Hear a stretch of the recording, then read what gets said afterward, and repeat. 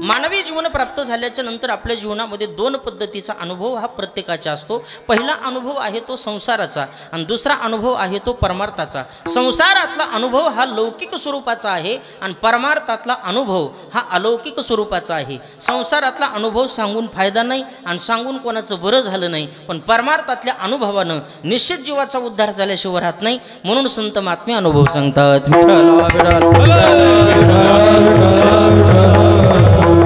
अनुभवच जीवनामध्ये महत्त्वाचा आहे। मायबाप बघा तुम्ही, प्रत्येकाच्या जीवनात प्रत्येकाचं धन वेगळं नाही, प्रत्येकाचं मान वेगळं नाही, प्रत्येकाची आवड भिन्न, प्रत्येकाची रुची भिन्न, प्रत्येकाची गरज भिन्न। सगळ्याचा अनुभव हा संसारातला भिन्न भिन्न स्वरूपाचा आहे। कल्पना करा, कुटुंबामध्ये जर 12 माणसं असतील तर 12 माणसाचा अनुभव एक आहे का नाना?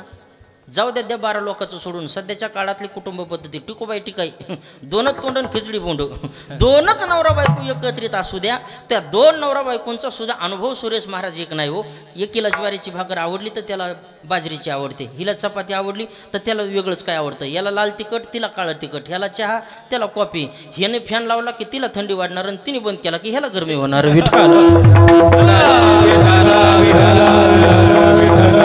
म्हणजे नवरा बायकोचा सुद्धा अनुभव संसारातला एक नाही। महाराज आमचे गुरुवर्य नामनिष्ठ सगुणोपासक वैकुंठवासी महाराष्ट्राचे लाडके कीर्तनकार आद्य विनोदाचार्य बाबासाहेबजी महाराज इंगळी उर्फ दादा गोड दृष्टांत सांगायचे। दादा म्हणायचे संसारातल्या पती पत्नीचा सुद्धा अनुभव एक नाही, प्रत्येकाचा अनुभव हा भिन्न भिन्न स्वरूपाचा आहे। एका माणसाचं नवीन लग्न झालं, बायकोचं आवड जर बघितली तर 24 तास रिमोट घेऊन चॅनल बदललेली दिसायची आणि ह्याची आवड बघितली की 24 तास पुस्तक वाचलेलं दिसायचं।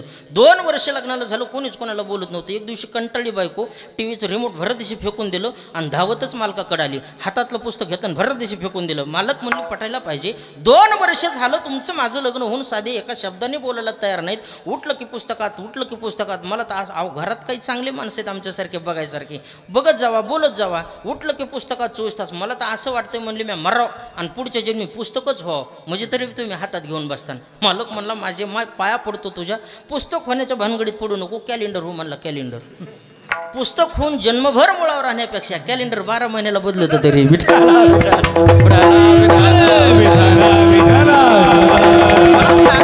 एवढाच आहे महाराज। संसारातली आवड ही प्रत्येकाची भिन्न भिन्न आहे। सगळं सगळ्याला आवडत नाही, सगळं एकाला आवडत नाही आणि एक सगळ्याला आवडत नाही। प्रत्येकाची आवड, प्रत्येकाची रुची, प्रत्येकाची गरज ही भिन्न भिन्न स्वरूपाची आहे। एका माणसाचं नवीन लग्न झालं आणि एका बाटा कंपनीच्या बुटाच्या शोरूममध्ये गेलं नाना, 2500चा चॉकलेटी कलरचा बाटा बूट आणला, नंबर 1 क्वालिटीचा।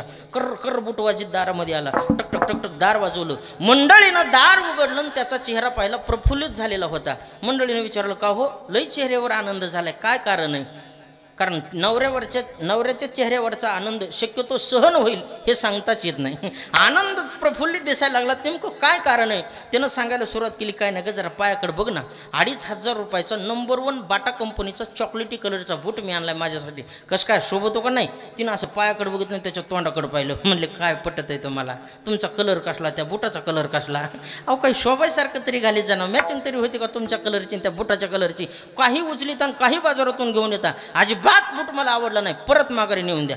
ऐकण्यातलं धाकातलंच गिऱ्हाईक महाराज, पळतच माघारी गेलो। बूट दुकानदाराला म्हणला, दुकानदार बूट परत घ्या, 2500 रुपये माझे मला परत द्या। दुकानदाराने बूट घेतला, शोकेशमध्ये ठेवला, 2500 घेतले आणि परत घराकडे आलो। 6 महिन्यांनी पुन्हा हे गिऱ्हाईक त्याच दुकानात गेलो। दुकानदाराला म्हणतो, दुकानदार तो बूट 6 महिन्यापूर्वी नेला होता आहे का? दुकानदार म्हणला, मामा एवढा चांगल्या कंपनीचा, एवढा अगदी मापाचा, एवढा चांगल्या कलरचा बूट तुमच्याशिवाय दुसरं घेणार तरी कोण आहे? म्हणला आहे ना, द्या पैसे। 2500 रुपये घेतले, बूट परत दिला आणि पायात घालून जाणार एवढ्या अवकाशामध्ये दुकानदाराच्या सगळी कथा लक्षात होती। दुकानदार म्हणला, मामा अलीकडे या, 6 महिन्यापूर्वी तुम्ही माझ्या दुकानात आलात आणि मंडळीला बूट आवडला नाही म्हणून 15 मिनिटातच माघारी आणून दिला, मग आता काय 6 महिन्यांनी तुमच्या मंडळीची आवड बदलली का काय? म्हणलं नाही नाही, मंडळीच बदलली, कुठानं ठेवला नाही। म्हणला रोज ही आवडत नाही ती आवडत नाही, कुठं त्रास करीत बसा जीवाला, विठाला एवढाच महाराज। प्रत्येकाची आवड भिन्न, प्रत्येकाची गरज भिन्न, प्रत्येकाची रुची भिन्न। संसारामध्ये 2 पती पत्नी एकत्रित राहत असतील तरी त्यांची आवड ही वेगळ्या वेगळ्या स्वरूपाची आहे, अनुभव हा भिन्न भिन्न स्वरूपाचा आहे। मग परमार्थिक क्षेत्रामध्ये जीवन जगत असताना अनुभवच जीवनामध्ये असावा लागतो। संत महात्मे बोलतात, अनुभवा व्यतिरिक्त आम्ही आमच्या जीवनामध्ये कधीच कोणाला प्रतिपादन केलं नाही। जे काही आमच्या जीवनामध्ये अनुभवाला आलं ते समाजापुढे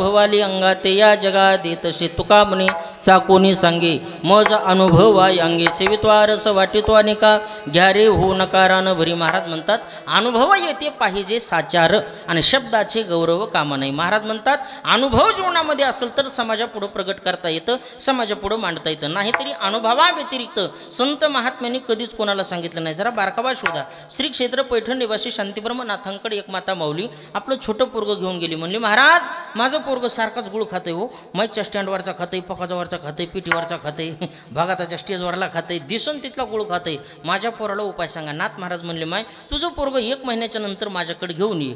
माता माऊलीला वाटलं नाथ महाराज जंगलात जातीन, झाडाचा पाला काढीतीन, वाटीतीन कुटीतीन, रस करून बाटलीत भरून ठेवतीन, महिनाभर ते औषध मुरून देतीन आणि मग ते आयुर्वेदिक औषध माझ्या बाळाला प्यायला देतीन, मग पोरगं गुळ खाणार नाही. असं त्या बिचारीच्या मनचा भास. 1 महिन्यानं ती माता माऊली नाथांकडे पोराला घेऊन गेली. म्हणली महाराज आणला माझा बाळ आण. असे बरेच बाळ आहेत महाराज, फक्त महाराज लोकांच्याच मुळावर आहेत.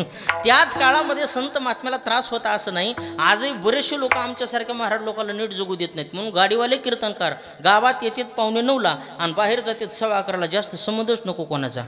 लईच एखाद्या गावात लवकर गेलं तर फजिती तेवढीच होती. एका गावात माझं कीर्तन होतं 9 ते 11 आणि मी गेलो 6 वाजता. कशाला मराय जावा का मी बी, पण उगच गेलो महाराज. गाडी बघितली पाठीमागं ज्ञानोबा तुकोबा पक्क तिच्या लक्षात आलं की महाराजांची गाडी.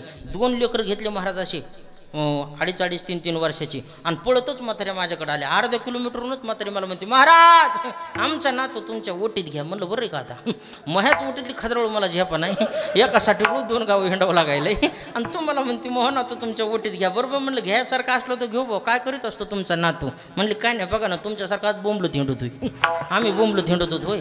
काय लोक बोलते ना सांगता येत नाही महाराज. सध्याच्या काळात महाराज लोकांचं जीवन म्हणजे सार्वजनिक बांधकाम विभागाची भिंत झाली. कोणी यायचं आणि कोणचं पोस्टर चिटकवायचं बुवा वाटत नाही कशाचा.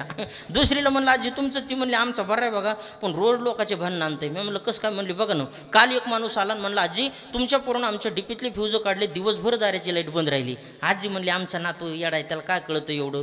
दुसऱ्या दिवशी एक म्हातारा आलं म्हणलं आजी तुमच्या पोरानं आमच्या गोट्यातली म्हैस शेजाऱ्याच्या शेतात सोडली, त्याचा घास खाल्ल्यामुळं त्याचं भांडण आमच्या दारात आलं. आजी म्हणली आमचं पोरगं येडे त्याला काय कळतं एवढं. आणि महाराज आज तर सकाळी एवढंच भांडण आणलं ह्या पोरानं. मी म्हणलं काय केलं? म्हणली बघा ना एक माणूस पळतच आला मला म्हणलं आजी तुमच्या पोरानं आमची 4000 कडब्याची गंज पेटून दिली.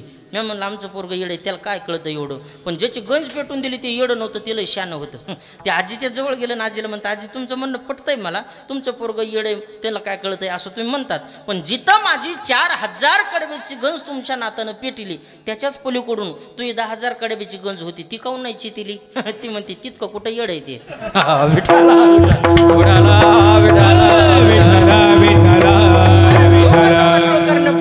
शानेच स्वतःचं ठेवण्यापुरतं लोकांचं करण्यापुरतं येडे इतके विचित्र आहेत महाराज. काय करते हे पोरं सांगता येत नाही. लहान पोरं काय बोलते कोणाला बोलते कधी बोलते भरोसा नाही. म्हणून लहान लेकरापासून मी 10 सावध राहत असतो. मला लई चांगला अनुभव आलेला आहे आणि तो बी ह्याच गावात आलेला आहे. पारायण करीत असं नुसत्या काकडे हाणल्यावर फेकू काय पोराने आता काय सांगावं अजून माझ्या ध्यानातले गेले नाही. ज्याला ज्ञानेश्वरी उचलत नव्हती ते पोरं पारायणाला असायचे नाना.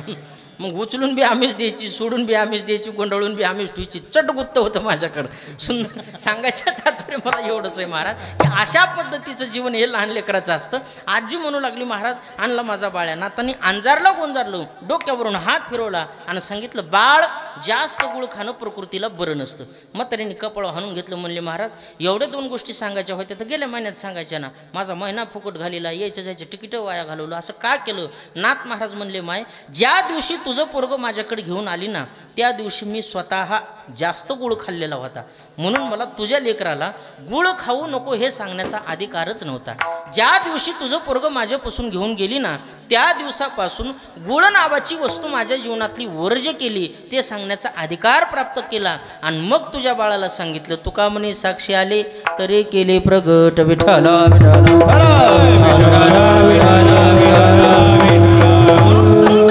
समाजामध्ये प्रतिपादन करत असताना कधीही अनुभवाचं या ठिकाणी वर्णन करत असतात. पोपटपंचीचं ज्ञान संत महात्मे समाजापुढं कधी मांडत नाहीत. पाठपाठांतर केलेलं कधी मांडत नाहीत. आपल्यासारख्याचं काम आहे पाठपाठांतर केलेलं समाजाच्या पुढं मांडण्याचं. आणि त्याच्यात बी पाठ जर चांगलं असलं तर बरं होतं उमेश महाराज. नाही तर पाठांतरात जर हुक झाली नाही एकदा का पानाला पान चिटकलं जाग्यावर जे इटल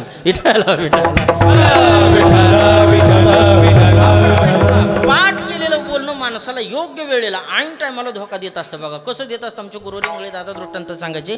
एका मुलीचं नवीन लग्न झालं, आईला मुलगी म्हणू लागली, आई मी नवीन सासरी नांदायला चाललेले आहे, पण आता तिथं कसं जीवन जगावं, कसं राहावा, लोकांची कशी या ठिकाणी मनधरणी करावं याचं मला कुठलंही ज्ञान नाही, पण माझा संसार सुखाचा व्हावा याच्यासाठी एखादा गुरुमंत्र सांग. आईनं सांगितलं, बेटा काही करू नको, 8 ते 4 दिवस फक्त तुझी सासू तुला जीव लावणार आहे. हे प्रत्येक संसारातलं गणित आहे. तुझं तोंड तेवढ्याच दिवसापुरतं पाहण्यासारखं असतं, सुन्मुख 4-8 दिवसच पाहण्यासारखं असतं, तिथून पुढे बघायसारखं राहत नसतं. म्हणून 8-10 दिवसानं तुझी सासू तुला आदेश सोडणार, सुनबाई असं नाही, सुनबाई तसं नाही, हे असं ते तसं.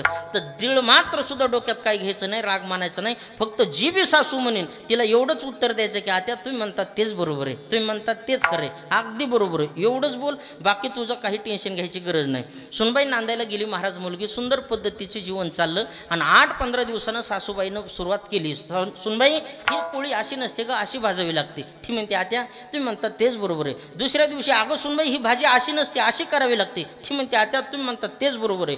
3ऱ्या-4थ्या दिवशी काय झालं, म्हातारी पडली आजारी, तिला झालं चिकनगुन्या. उचलली, घरातल्या लोकांनी नेली हॉस्पिटलला. 15 दिवस म्हातारी ॲडमिट ठेवली.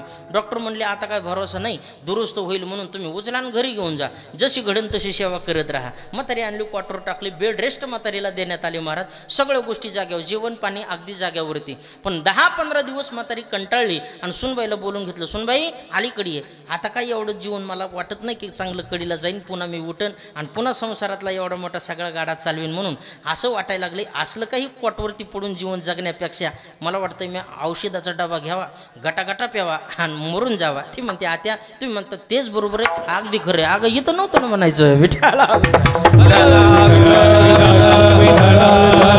मला सांगायचं मुद्दा एवढाच आहे महाराज की हे पोपटपंचीचं ज्ञान योग्य वेळेला धोका दिल्याशिवाय राहत नाही. म्हणून असलं ज्ञान संत महात्मे समाजापुढे कधी मांडत नाहीत. मांडत असताना, समाजाला उपदेश करत असताना करतात तो आपल्या अनुभवाचा. म्हणून आजच्या अभंगामध्ये जगद्गुरु तुकोबाराय परमार्थिक जीवन जगत असताना जो अनुभव आपल्या जीवनामध्ये आला तो अनुभव विशद करतात तो असा, परमामृत रसना बोलावाली, परमामृत रसना बोलावाली, परमामृत रसना बोलावाली, परमामृत रसना बोलावाली, परमामृत रसना बोलावाली, परमामृत रसना बोलावाली, परमामृत रसना बोलावाली, परमामृत रसना बोलावाली. मनाची राहिली वृत्ती पायी, मनाची राहिली वृत्ती पायी, सकळ इंद्रिये ओळली मंगळे, सकळ इंद्रिये ओळली मंगळे. मनाची राहिली वृत्ती पायी, मनाची राहिली वृत्ती पायी, सकळ इंद्रिये ओळली मंगळे, सकळ इंद्रिये ओळली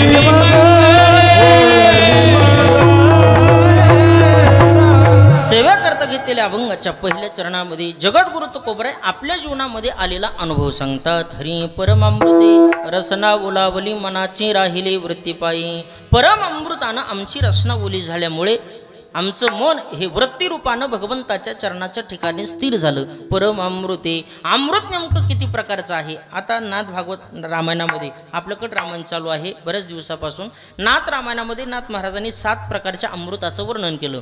त्याच्या या 7ही प्रकारच्या अमृतापेक्षा सगळ्यात महत्त्वाचं सर्वात श्रेष्ठ जर कोणतं अमृत असेल तर त्याचं नाव आहे नामामृत. आणि महाराज म्हणतात हे नामामृत फक्त वैष्णवालाच प्राप्त होतं. नामामृत गोडी वैष्णवाला झाली, नामामृत गोडी वैष्णवाला झाली, नामामृत गोडी वैष्णवाला झाली, नामामृत गोडी वैष्णवाला झाली. योगिया साधली जीवन कळा, योगिया साधली जीवन कळा, हरिमुख मन हरिमुख मन, हरिमुख मन हरिमुख मन.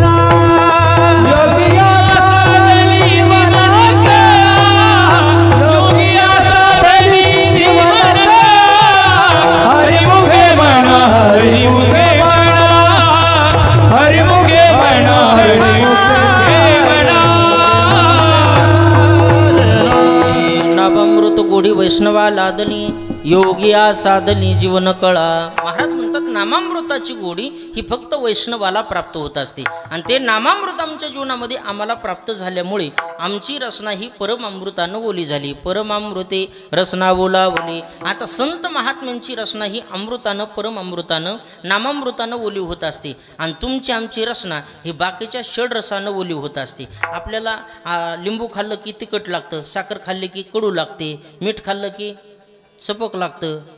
जागेत ना सगळे.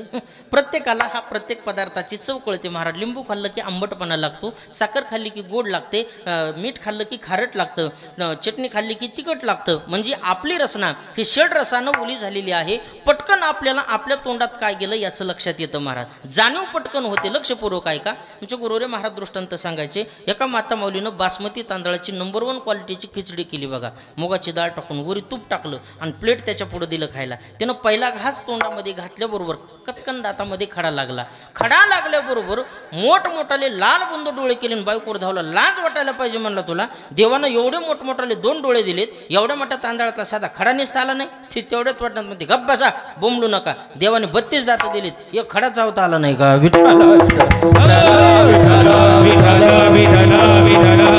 सांगायचा मुद्दा महाराज, आपल्या जीवनामध्ये आपली रचना ही षड रसानं ओली होती. पटकन लक्षात येतं आपण काय खातो काय खात नाही ही चव आपल्या लक्षात येते. एका माऊलीनं काय केलं, आपल्या मालकासाठी भाजी केली बघा. भाजी म्हणजे दुसरी काय नाही, तिखट मिठण पाणी त्याला फोडणी दिली आणि वाढली ताटामध्ये. पहिला घास तोंडामध्ये घातल्याबरोबर कानातून मुंग्यान डोळ्यातून पाणी घळा घळा अश्रू व्हायला लागले. बायको जवळ गेली, म्हणली मालक स्वयंपाकात काय बिघडलं का काय. नाही नाही म्हणला, काहीच नाही, सुंदर झालं. मग डोळ्यामधून अश्रू कसं काय. नाही नाही म्हणला, हे आनंद अश्रू आहेत. बायको म्हणली मग अजून वाढू का भाजी. नाही म्हणला, ह्याच्यापेक्षा आनंद नाही सहन व्हायचा अजून. आपण काय खातो हे आपल्या पटकन लक्षात येतं महाराज. म्हणून आपली रचना ही कोणत्या षड रसानं ओली झालेली असते. आपल्याला पटकन लक्षात येतं काय खाल्लं ते, आणि हे जाणीव प्रत्येकाच्या जीवनामध्ये होत राहते महाराज. नाही तर काय काय आता बऱ्याच ठिकाणी महाराज काय काय माता माऊलीला सुंदर स्वयंपाक येतो, काही करणीला काहीच येत नाही मोठ्याच्या घरच्याला. कारण मालकाच्या घरी कामगार असतात आणि वडिलाच्या घरी कामगार असतात. साधं चहा सुद्धा बनव म्हणलं तर व्यवस्थित चहा करता येत नाही. एक जणाच्या मंडळीला काहीच आहे नाही, लग्न होऊन 1 महिना झालं, ते जी टेन्शनमध्ये आलं म्हणला, बायको केली म्हणलं पण साधा चहा सुद्धा करता येत नाही. काय जीवन कसं कडीला जायचं म्हणलं आपलं, याच्यापेक्षा आपण डबल लग्न केलेलं बरं. त्यानं काय केलं, दुसऱ्याच महिन्यात दुसरी बायको आणली. तिने पहिल्याच दिवशी आमरसाला फोडणी दिली. काय म्हणून घ्यावा का आता.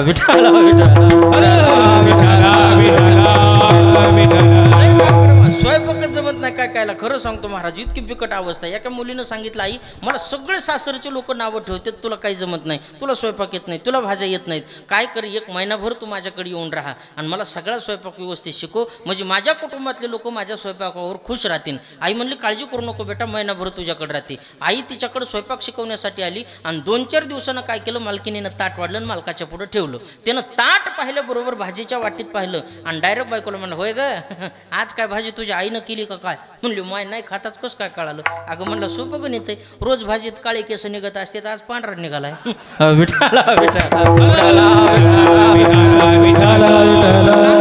एवढंच आहे महाराज, आपली रचना ही बाकीच्या रसानं ओली झालेली असते. आपल्याला पटकन आपण काय खातो हे कळतं, पण साधू संत महात्म्याला याची तीळ मात्र जाणीव होत नाही. लोक म्हणतील महाराज असं का बोलता.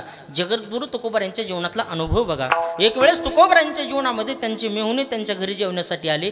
जिजाऊ आई साहेबांना सुंदर पद्धतीचा स्वयंपाक बनवला, दोघांनाही जेवायला वाढलं, ताटाला पाणी फिरवलं आणि पटकन तुकोबराय जेवण करून आटोपून हात धुवून अगदी ओसरीमध्ये येऊन बसले. पाठीमागून जिजाऊ आईसाहेब जेवायला बसल्या. पहिला घास तोंडामध्ये जिजाऊ आईसाहेबांनी घातल्या बरोबर लक्षात आलं भाजीत कुठल्याच मीठ नाही.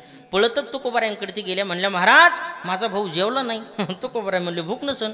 अहो भूक नाही असं नाही हो, पण तुम्ही सांगायला पाहिजे भाजीत काय कमी जास्त झालं, अन्नात कुठलंच मीठ नाही. महाराज म्हणले का मी थोडीच केली, तुझ्याच हाताने तू केलीस, मला काय कळणार आहे त्यातलं. नाही म्हणले महाराज, पण घरातला माणूस पाहुण्यांच्या सोबत जेवायला त्याच्यासाठीच बसवलेला असतो. तिखट जास्त झाले का, नमक कमी झाले का, आणि तुम्ही सण जेवलात उठून आलात, भाजीत काय कमी जास्त आहे हे तुम्ही सांगायला पाहिजे का नाही. तुकोबराय म्हणतात आवले खरं सांगू मी नेमका काय खातो आणि कसं खातो. काय खातो आम्ही कसं या सांगाले, काय खातो आम्ही कसं या सांगाले, कैसे लागत नेनमुखी, कैसे लागत नेनमुखी.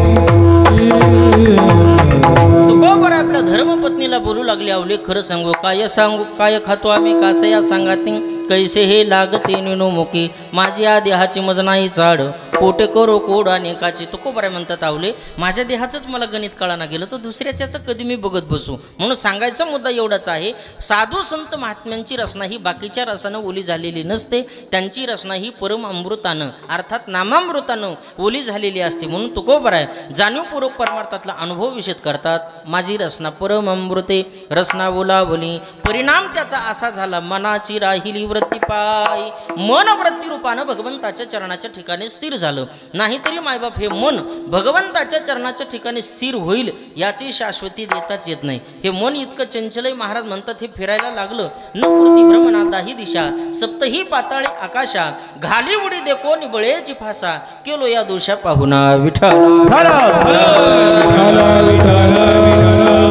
बहुत चंचल चपल बहुत चंचल चपल बहुत चंचल जबर बहुत चंचल जबर चल चपल बहुत चंचल चपल बहुत चंचल चपल बहुत चंचल जबर बहुत चंचल जबर हो लगे लाल लगे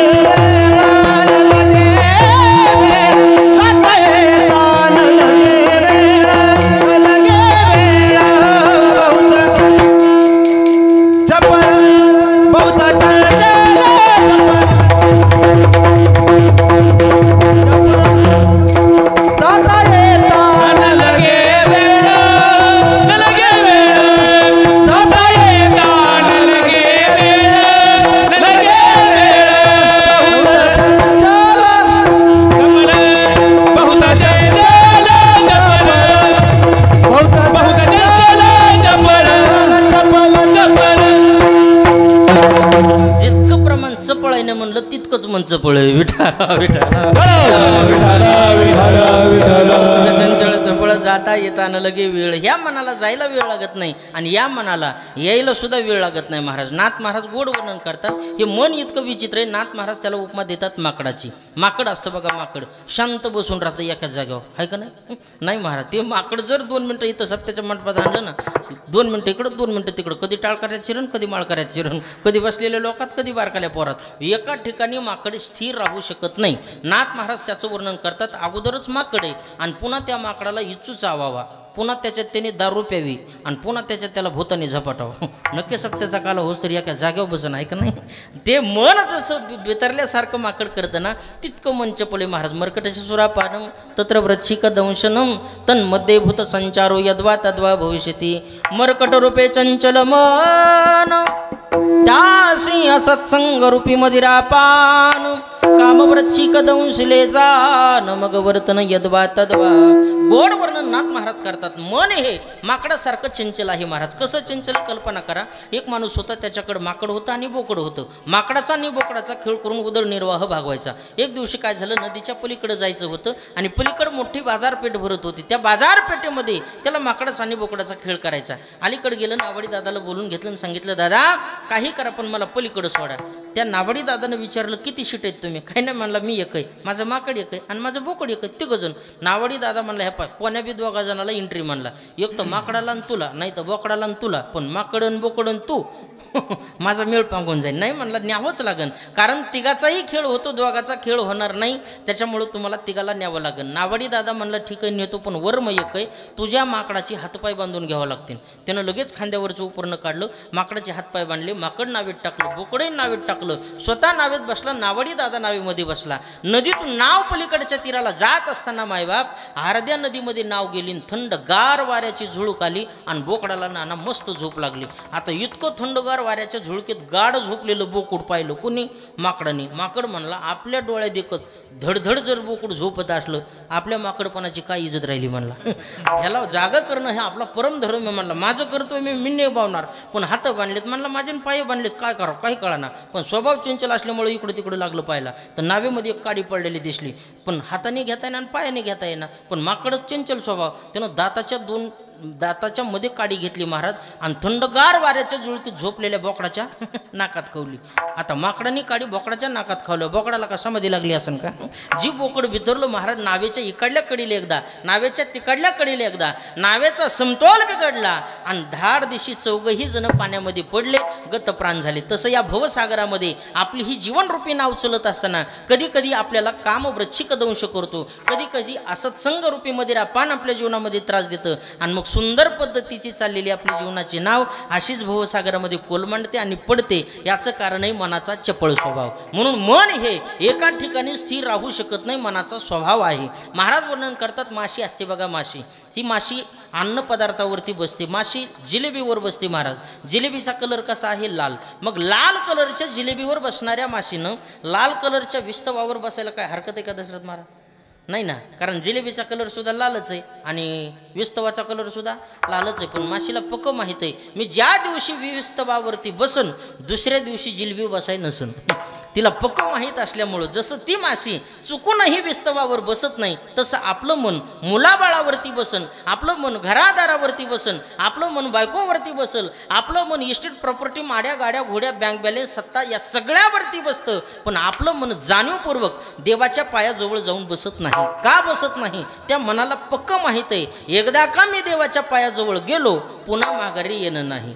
आधा गोटे धावे मन, आधा गोटे धावे मन, आता कोठे धावे मन, आधा गोटे धावे मन, आधा गोटे धावे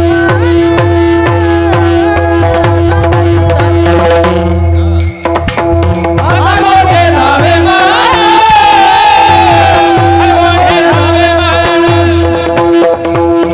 तुमचे चरण देखलिया, तुमचे चरण देखलिया, भाग गेला सीन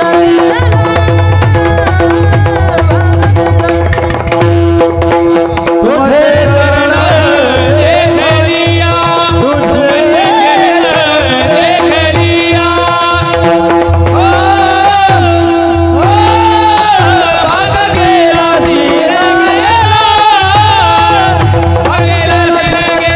भाग गेला सीन गेला सीन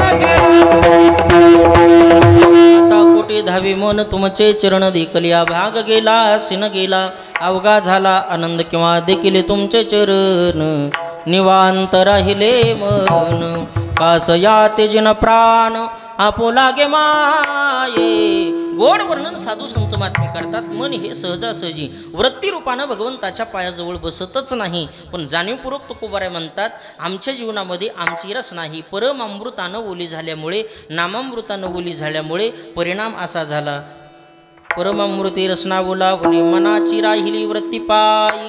ठीक म्हणले महाराज, पण हे मन वृत्ती रूपानं भगवंताच्या पायाजवळ राहिल्याच्या नंतर तुमच्या जीवनातला फायदा काय? सकळ ही तेथे बोलली मग, सकळ ही तेथे बोलली मग, सकळ ही तेथे बोलली मग रे, सकळ ही तेथे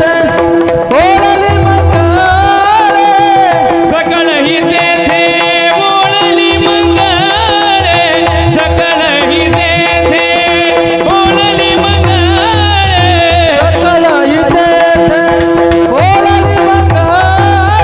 केली जरे आनंदाच्या, वृष्टी केली जरे आनंदाच्या, सकळ ही तेथे बोलली मग रे, सकळ ही तेथे बोलली मग रे.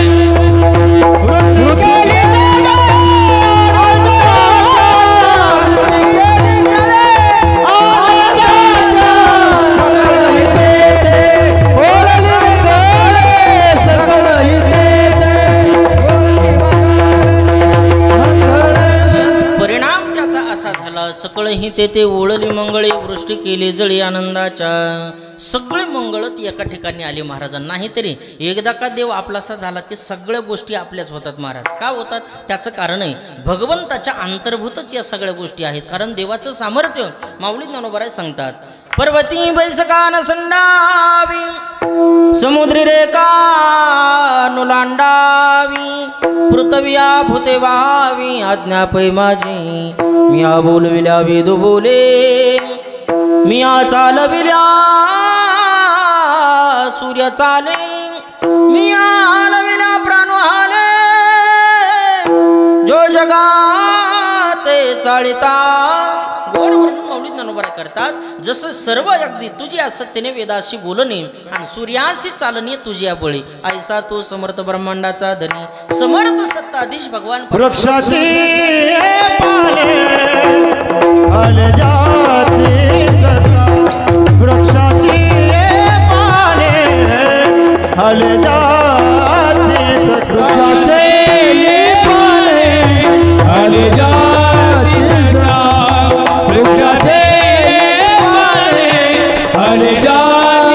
सत्ता राहिले आता मग कोठे राहिले अनंता मग कोठे ऐसा तू समर्थ ब्रह्मांडाचा धनी ऐसा तू समर्थ ब्रह्मांडाचा धनी राहिले अहंता मग कोठे राहिले अहंता मग कोठे ते कवी आई कवी एक नारायण ते कवी आई कवी एक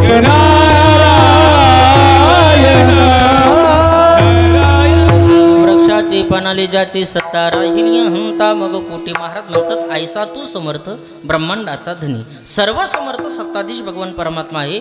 देव आला की सगळं आलं. कशा पद्धतीनं माऊली ज्ञानोबराव ओव्याचा गोड निर्वाळा देतात. चंद्र ते चंद्रिका शंभू ते अंबिका संत ते विवेकासने की जे गुरु ते ज्ञान ज्ञानी आत्मदर्शन दर्शनी समाधाना ते जैसे. जिथं चंद्र आहे तिथं चंद्रिका जिथं शंभू तिथं अंबिका जिथं संत तिथं विवेक जिथं गुरु तिथं ज्ञान.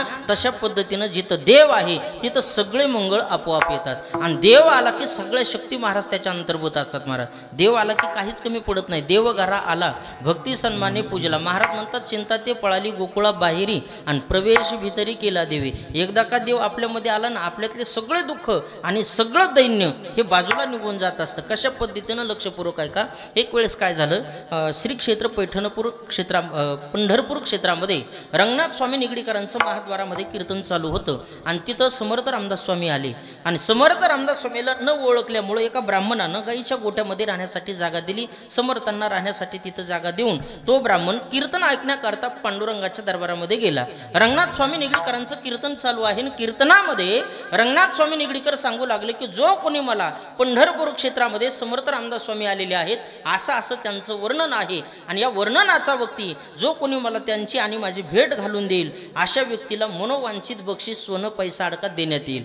अशी ऑर्डर केल्याबरोबर महाराज कीर्तन संपलं आणि लक्षामध्ये त्या ब्राह्मणाचे आलं की ज्या महात्म्याला मी गाईच्या गोट्यामध्ये जागा दिली ते दुसरे तिसरे कोणी नसून समर्थ रामदास स्वामी आहेत. पळतच घरी गेलो महाराज साष्टांग चरणावरती दंडवत घातला आणि स्वामीजी माफ करा मला मी तुम्हाला ओळखू शकलो नाही. तुमच्यासारख्या महात्म्याला मी गाईच्या गोट्यामध्ये जागा दिली. समर्थ रामदास स्वामी सांगतात दादा माझ्यासारख्या ब्रह्मचार्याला गाईच्या गोट्यासारखी दुसरी पवित्र जागा तरी कुठली आहे. काही घाबरू नको काळजी करू नको. नाही म्हणला महाराज निगडीकरानं सांगितलेलं आहे तुमची आणि त्यांची भेट जो कोणी घालून देईल त्याला बक्षीस सोनं पैसा अडका देण्यात येईल. मी फार गरीब ब्राह्मण आहे. जर तुमच्या भेटीच्या मधून मला पैसा मिळाला तर माझ्या नाकुशीचं लग्न आणि नाऱ्याची मुंज चटच आटपून घेतो. एवढे पैसे मला येणार तरी कुठून आहेत कृपया चला. ब्राह्मण देवतेला सांगितलं जर माझ्या आणि तुमच्या भेटीमधून पैसा भेटत असेल ना आता तर मी येणारच नाही. जर येत असेल जायचं असेल तर मी सांगतो ते तुम्हाला मागावं लागेल.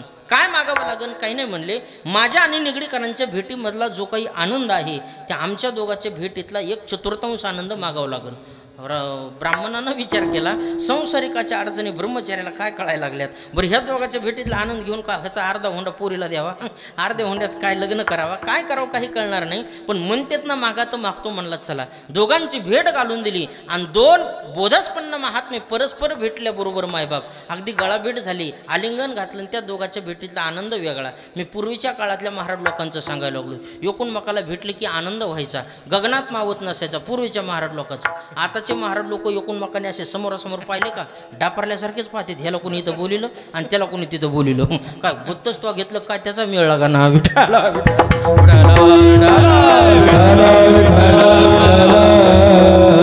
अवस्था महाराज आमच्या गुरुवारी महाराज फार दृष्टांत सांगायचे, म्हणून सांगायचं मला मुद्दा एवढाच आहे की माणसं या ठिकाणी आपापलं वेगळेपण सिद्ध करायला जातात, पण या दोन महात्म्यांची परस्पर भेट झाल्याच्या नंतर इतका पराकोटीचा आनंद त्यांच्या भेटीमध्ये निर्माण झाला की त्यातला 1/4 आनंद त्या ब्राह्मणाला दिला आणि ब्राह्मणाला आनंद दिल्याबरोबर महाराज त्याची अवस्थाच अशी झाली.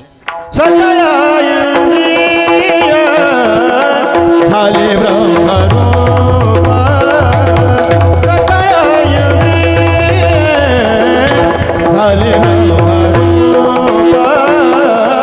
सकळ इंद्रिय झाले ब्रह्मरूप, सकळ इंद्रिय झाले ब्रह्मरूप, ओतले स्वरूप, ओतले स्वरूप, माझी दया सकळ हिने बोलले मंगळे,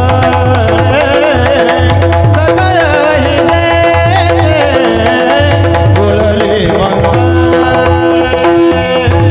ओतले स्वरूप, ओतले स्वरूप, माझी दया सकळ हिने बोलले मंगळे, सकळ हिने बोलले मंगळे,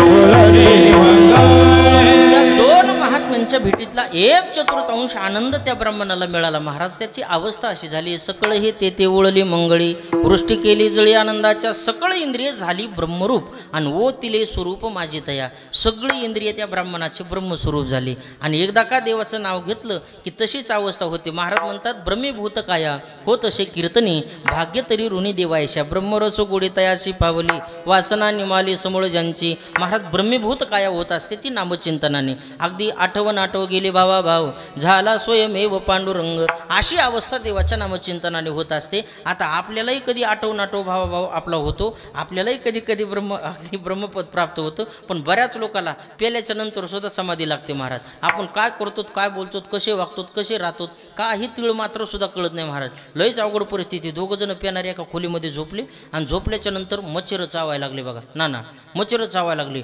मच्छर चावायला लागले बरोबर दुसरा म्हणतो रामभाऊ लयच मच्छर झाले तर. तो म्हणला आपण दिसतो म्हणून चावतेत, नाही दिसलं कुठून चावते. म्हणलं मग लाईट बंद कर ना, मग आपण दिसायचो नाही. त्यानं लाईटीचं बटन बंद केलं ना, अंधार पडला. अंधार पडल्यावर इकडं काजवे निघत आहेत का काजवे, त्याच्यात तसले 10-5 काजवे, हिरवा लाईट चमकतो बघा त्याचा, तसले 10-5 काजवे त्या रूममध्ये शिरले. दुसरा म्हणला बाबा आता लईच अवघड झालं. म्हणलं काय झालं, आता तर बॅटरी घेऊनच आलीत. म्हणला काय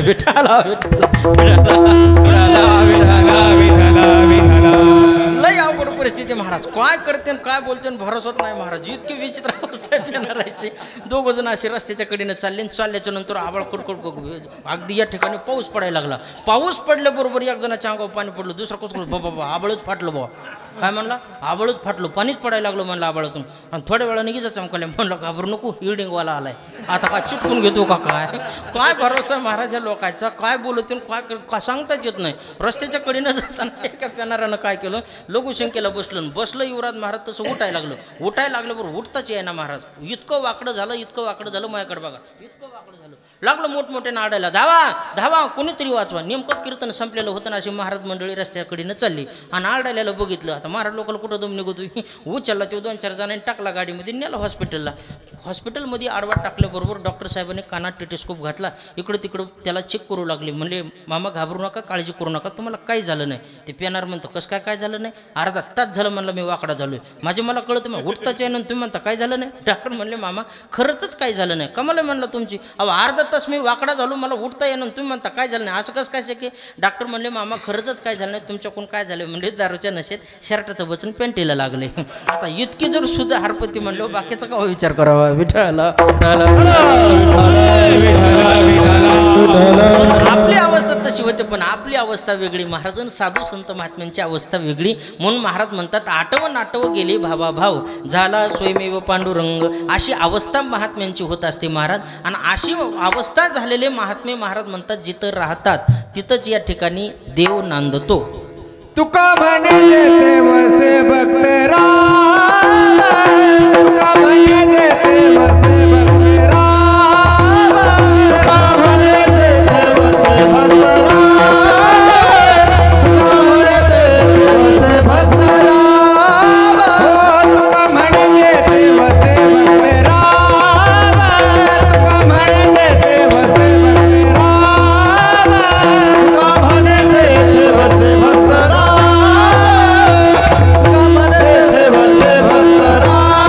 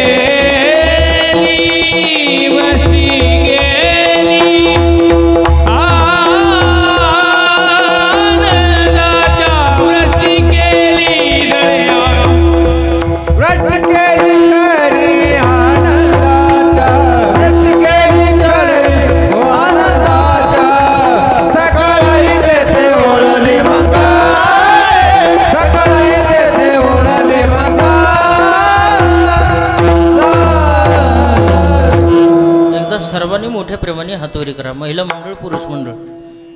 मी सांगन तवा खाली घ्यायचे आता. मी आज सांगू, उद्या सांगू, देण्यात येईन तवा. हरी विठोबार कुमार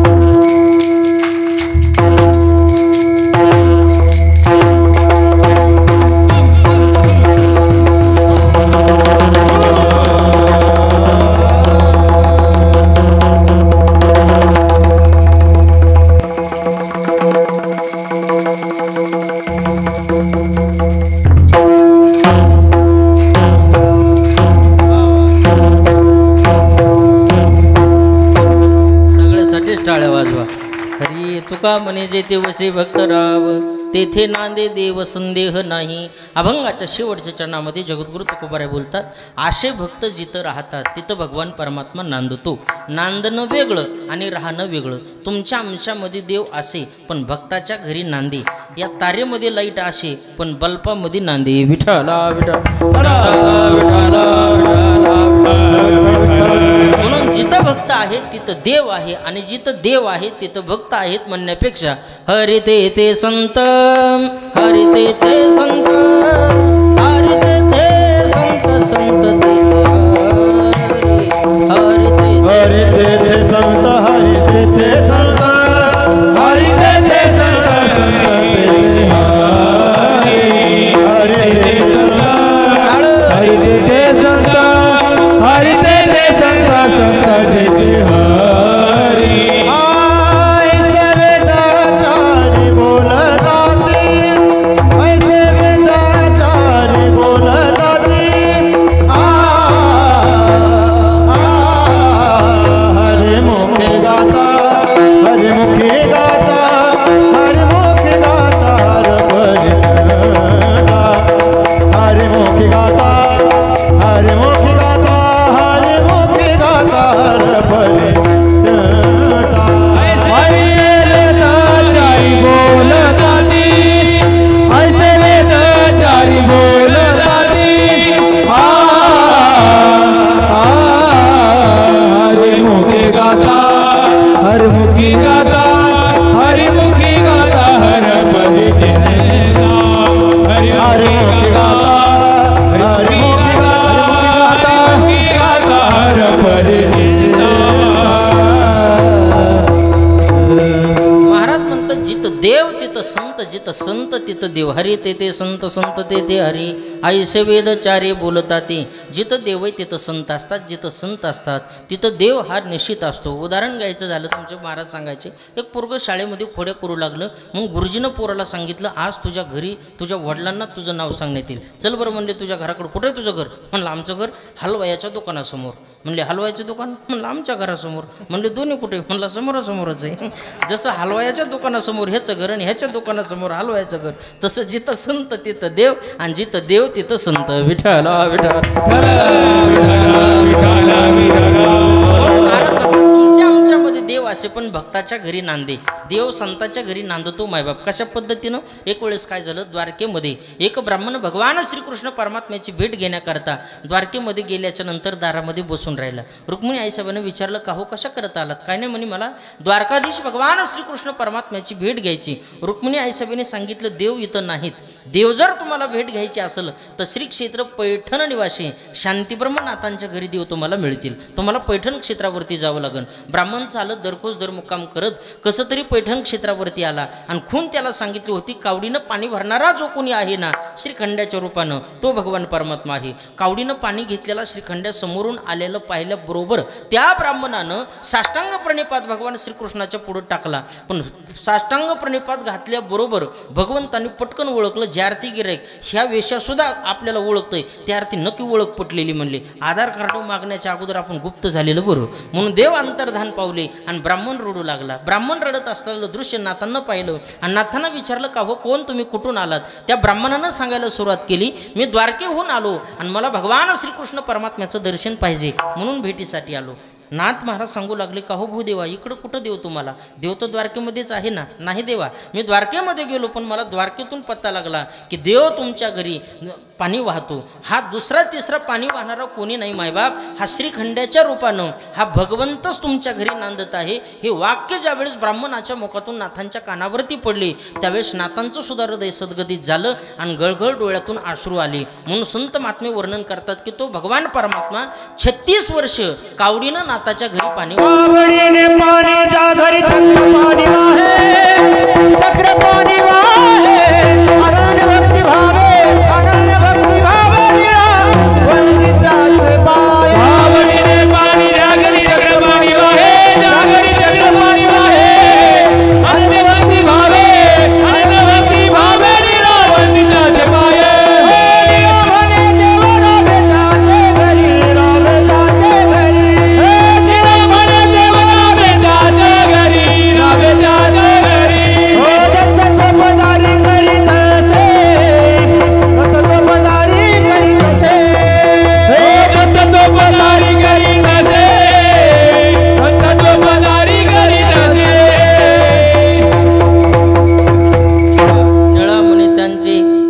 राबे देव घरी दत्त चोपदारे करीत असे महाराज म्हणतात. देव भगवान परमात्मा अगदी नाथ महाराजांच्या दरबारामध्ये चोपदारकी करू लागला. श्रीखंड्याच्या रूपानं चंदन या ठिकाणी उगाळू लागला, पाणी वाहू लागला. अनेक पद्धतीची कामं भगवान परमात्म्याने देवाच्या दारामध्ये केली. काही लोक म्हणतील, महाराज देवाला कामं सांगायला भक्ताला शोभतं का तरी? महाराज म्हणजे अरे सांगतं तरी कोण? न सांगता करी सर्व काम, न सांगताच सगळे कामं भगवान परमात्म्याने अगदी भक्ताच्या घरी करायचे, नांदून राहायचे. याचा अर्थ असा आहे मायबाप, भक्ताच्या घरी देव नांदतो, न सांगता कामं करतो. आमचे महाराज 3 प्रकार सांगायचे. या जगामध्ये काही लोक सांगकामी आहेत, काही निकामी आहेत आणि काही आगाव कामी आहेत. काही सांगितलं तितकंच करणारे कामं करणारे माणसं बघा. महाराज दृष्टांत सांगायचे. एका सासूबाईनं सुनबाईला सांगितलं, सुनबाई मी काय करते, शेजाऱ्याच्या इथं जाते, 15 मिनिटात पाण्याचा हंडा घेऊन येते. तो काय कर, अर्ध पातेलं दूध तापत आहे, तेवढ्या दुधाकडे लक्ष ठेवू, मांजरी येईल दूध पेईल. म्हणले आता काळजी करू नका. सांगितलं होतं मांजरीचं. गेली सासूबाई 15 मिनिटांनी माघारी. 15 मिनिटांनी आलीच नाही, अर्धा तास लागला. का अर्धा तास लागला त्याचं कारण आहे, शेजारीकडे गेल्याच्या नंतर काय हरिपाठाचे काय चुकलेले प्रमाणे पाठ करतात का काय? हां हां, तुही सासू अशी, मही सासू तशी, तुही सून अशी, मही सून तशी. ह्याच्यापेक्षा दुसरा धंदाच नाही. आजपर्यंत महाराज कोण्याच सासूला सून चांगली मिळाली नाही आणि कोण्याच सुनाला सासू चांगली मिळाली नाही. असेल कोणी ह्याच्यातले एखादं तो उभा राहा, सत्कार करतो त्याचा. विठाला अर्ध्या तासाला परत आली महाराज. बघितलं पातेल्यातलं दूध गायब झालेलं, एक थेंब सुद्धा दूध राहिलं नाही. धावतच सुनाकडे गेली, लाल बुंद डोळे केले आणि मोठ्यानं ओरडली, का गं सुनबाई याच्यातल्या दुधाचं काय झालं? ती म्हणली, आता पेली मग कुत्री. म्हणली, पेली कुत्री? लाज वाटते का तुला सांगायला? तुला म्हणलं होतं ना दुधाकडे लक्ष ठेव. ती म्हणली, आता तुम्ही फक्त मांजरीकडेच लक्ष ठेवू म्हणलात, कुत्रीचं कुठं नाव घेतलं? याला म्हणायचं सांग कामे, सांगितलं तितकंच करणारे. काय काय माणसं निकाम येत महाराज, करीत नाहीत आणि होतं म्हणत नाहीत. एखाद्या माणसाला म्हणलं ना, पाटलाच्या बैठकीमध्ये महाराज लोक बसलेत, कीर्तन सुरू करायचे, जायबर पटकन बोलून आणि त्यांना ते कसं करते, हे ते तिथं नसले तर आर मी तिथंच म्हणलं, मी आताच तिथून आलो. नाही ना म्हणला, तिथं कुत्रं असलं तर, आर कुत्रं नाही काहीच नाही र. नाही ना म्हणला, चावलं तर मग इथंच मर, कशाला कुठं ना करतो? होतं म्हणत नाही, करीत नाही. हे निकामे. आणि काय काय माणसं आगाव काम आहेत महाराज. एक माणूस गेवरायला गेला, इथल्या जाते गावातल्या माणसाने त्याचा फोन लावला आणि सांगितलं, दादा म्हातारीची तब्येत फार सिरियस आहे आणि सिरियस असल्यामुळे डॉक्टरने चेक केले. डॉक्टर म्हणले, गेवरायच्या फक्त एकाच मेडिकलवर ही औषधाची बाटली मिळते. पाया पडतो तुझ्या, व्हॉट्सअपला तुला फोटो पाठवलाय, फेसबुकला पैसे पाठवतो. बरोबर आहे ना? फोन पेला पैसे पाठवतो, व्हॉट्सअपला फोटो पाठवला. तू काय कर, एवढी औषधाची बाटली त्या मेडिकलहून घेऊन ये आणि ते गेलो महाराज तेवढ्याबरोबर त्याने औषधाची बाटली आणली 2.5 मीटर पांढरं कापड बी घेऊन आला. ह्याने बघितलं म्हणलं मामा तुम्हाला फक्त औषधाचीच बाटली सांगितली होती कापड कशाला आणलं. ते म्हणलं मला काय वाटलं म्हातारीची ती असली तर औषध पाजाव आणि गचखलीची असली तर कापड बी न्यावं यायला जायला का गेवराय जवळ आहे का म्हणला. काय काय तापे ही असली आगाव कामे म्हणून काही सांग कामे काही आगाव कामे आणि काही निकामेत काही सांगितलं तरी करत नाहीत काही न सांगता करतात. त्याच्यातला माझा भगवान परमात्मा आहे. न सांगता करी सर्व काम भक्त असे भक्ताचे घरी कामे न सांगता करी नांदे तया घरी दैवत पंढरीचे.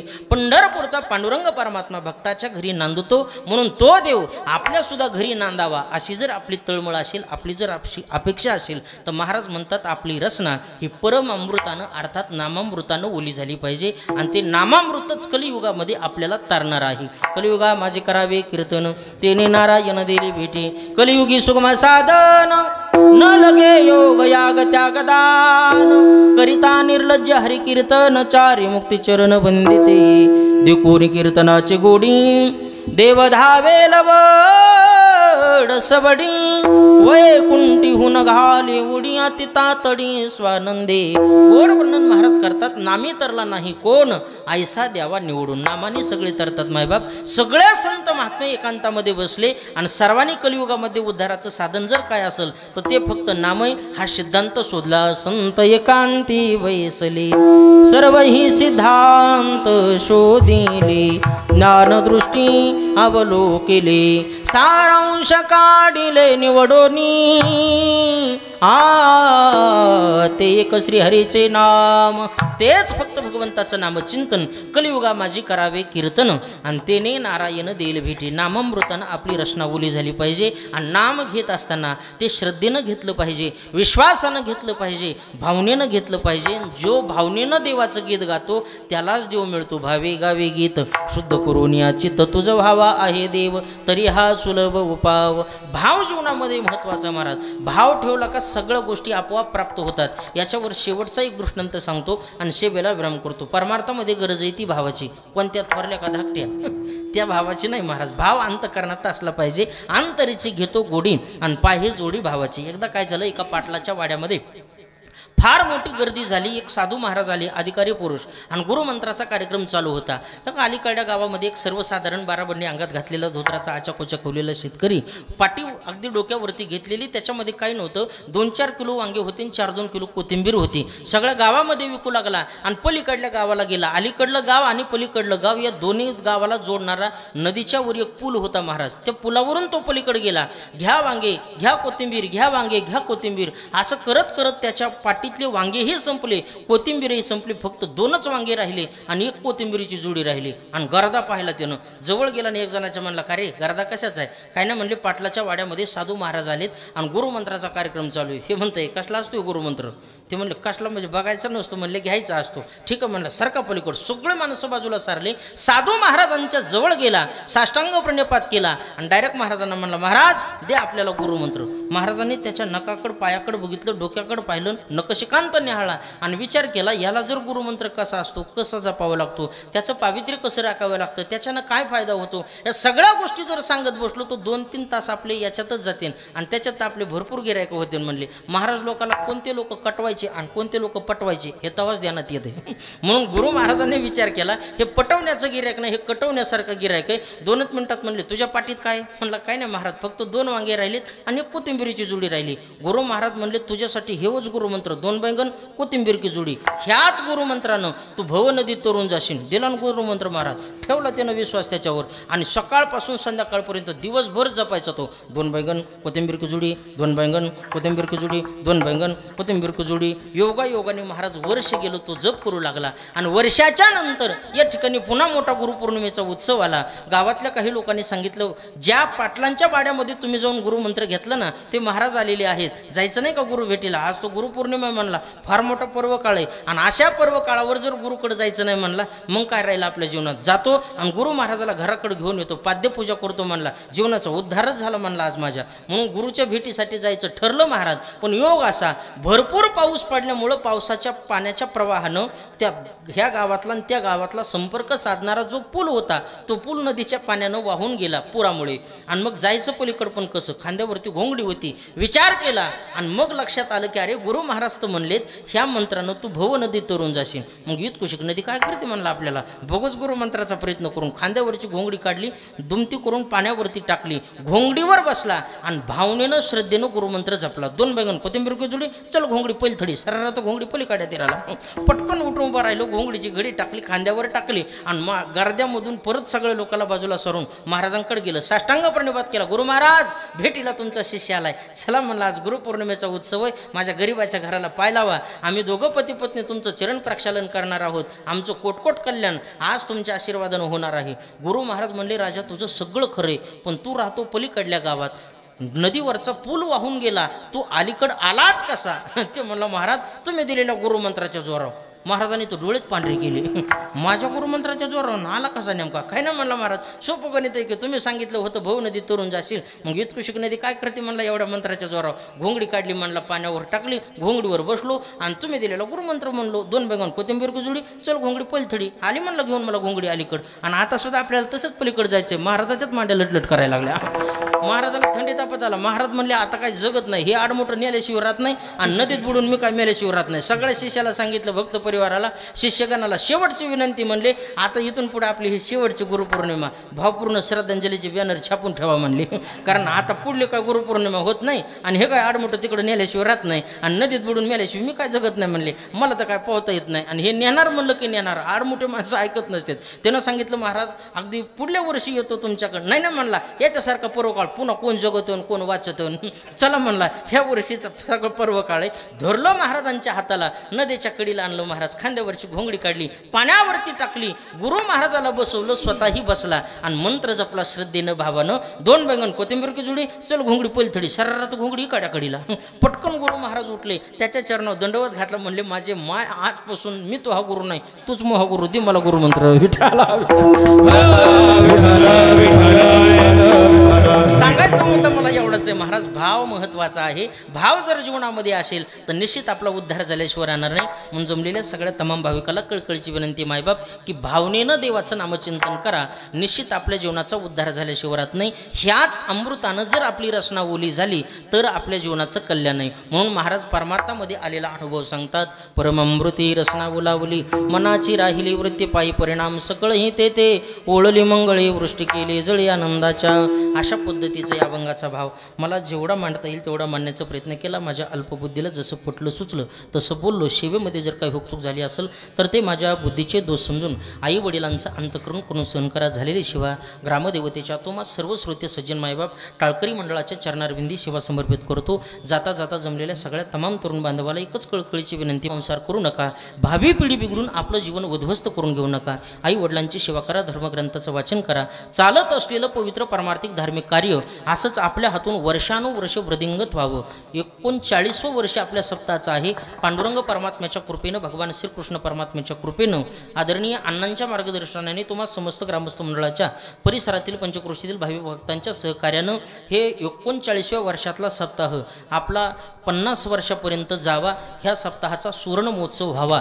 इतकंच नाही तर या सप्ताहाची 75वी अर्थात अमृत महोत्सव साजरा व्हावा. नव्हे या सप्ताहाचा शताब्दी महोत्सव व्हावा. कोणाच्याच मनात दिसा नाही. या सप्ताहाचा शताब्दी महोत्सव व्हावा. तोपर्यंत तुम्ही सर्वांनी राहावा, देवाने मला सुद्धा ठेवावा, इतक्या लवकर उचलू नाही समजा. आणि त्या शताब्दी महोत्सवाला पुन्हा तुम्ही मला बोलवावा अशी भगवंताच्या चरणी प्रार्थना करतो. सगळ्या तरुणाला विनंती, पवित्र तुळशीची माळ गळ्यामध्ये घाला, आई वडिलांची सेवा करा, धर्मग्रंथाचं वाचन करा. माळ घालण्याचं वय हेच आहे. तरणा भाग्यवंत नटी हरिकीर्तनात तरुणपणी केलेला परमार्थ फलिद्रूप होत असतो. कानपूरची लाईन तुटल्यावर सगळं वाटलं होतं, काही कळत नाही महाराज. घरात बोललेलं जेव्हा कळत नाही ना तेव्हा बरेच माणसं कीर्तनाच्या मंडपात येतात. भैर झाल्यावर काय कळतं. काल परवा दिवशी नाना एक मात्र माय पाया पाडायला आलं आणि सहज मी त्या म्हाताऱ्या म्हणलं, बाबा बरी का तब्येत. म्हातारा मला म्हणतं 20 पोती तुरी झाल्यात. आता मी सांगतो काय, तू विचारतो काय, तू बोलतो काय. अशी अवस्था झाल्याच्या नंतर परमार्थ करून उपयोग नाही महाराज. 2 जण भैरे होते. एक भैरव काठी घेऊन कीर्तनाला चाललं आणि दुसरं काठीवालं भैरव वट्यावरच्या भैऱ्याला म्हणतो राम भाऊ चालायचं का कीर्तनाला वट्यावरचं भैरव म्हणते कुठं चाललास कीर्तनाला काय काठीवाला भैरव म्हणते छे छे कीर्तनाला चाललोय वट्यावरचं भैरव म्हणते हां मला वाटलं कीर्तनाला चाललास काय की आहे का काय कोणाला तपास इतकी बिकट अवस्था होती मग माणसं परमार्थाला लागत आहेत महाराज अशापणी परमार्थ करू नका तरुणपणी परमार्थ करा आई वडिलाची सेवा करा एक छोटंसं कॅलेंडर आम्ही प्रकाशित केलेलं आहे सुखी जीवनाची त्रिपुटी नावाचं 21 प्रकारचे मुद्दे मानवी जीवनाला अत्यंत उपयुक्त आहेत फक्त 20 रुपये कॅलेंडरची किंमत आहे प्रत्येक भाविकाने संग्रहित ठेवा एवढंच बोलून झालेली शिवा माझे गुरुवर्य नामनिष्ठ गुणोपासक वैकुंठवासी महाराष्ट्राचे लाडके कीर्तनकार आद्य विनोदाचार्य बाबासाहेबजी महाराज इंगळे उर्फ दादा यांच्या चरणी समर्पित करून आदरणीय गुरुतुल्य श्री हरिभक्तीपरायण परमस्नेही परमादरणीय आमचे रामेश्वरजी अण्णा राऊत फार मोठं जीवनामध्ये अगदी या ठिकाणी कष्ट आहे अण्णाच्या 8-8 दिवस एका गावामध्ये राहणं सगळ्या गावाचं मेळ जुळवणं प्रत्येक माणसाची मनं धरून राहणं ही गोष्ट वाटते तितकी सोपी नाही मायबाप अनेक वर्षापासून आपली ही सप्ताहाची परंपरा त्यांनी ठेवली आणि त्यांच्या माध्यमातून बरेचसे वक्ते दड झाले आमचं काही खरं नव्हतं महाराज पण पारायणाला आणता पारायणाला व्यासपीठ आणण्याने दिलं एवढंच नाही तर प्रवचनकार गैरहजर राहिलं तर प्रवचनाला बी बसवलं बोलण्याचं धाडस निर्माण झालं त्यातून आणि बघता बघता कीर्तनकार नाही आला तर कीर्तनाला सुद्धा उभा केलं म्हणून बरेचसे वक्ते आदरणीय अण्णांच्या माध्यमातून तयार झालेले आहेत त्यांना उदंड आयुष्य आरोग्य भगवंतांनी प्राप्त करून द्यावं ही भगवंताच्या चरणी प्रार्थना आणि याच ठिकाणी सेवेला पूर्णविराम ना तरी वालो गोबडा बोली का वाकडा विचुका पाबुनी ती चोज करो निभावली रिजे जेवी किंमोना तुमचे केले धर्म कीर्तन सिद्धी नेले ईत माझे जुरले पायी कपन पायाच्या प्रसादी काही बोलिनो विनोदे मज क्षमा करणे संती नवे अंगभुजिते नोह्या उपदेश तुमचे बडबडिलो शेष तुमच्या कृपेचे पोसणे जन्मोजन्मी तुका म्हणे ज्ञानेश्वर माऊली ज्ञानराज माऊली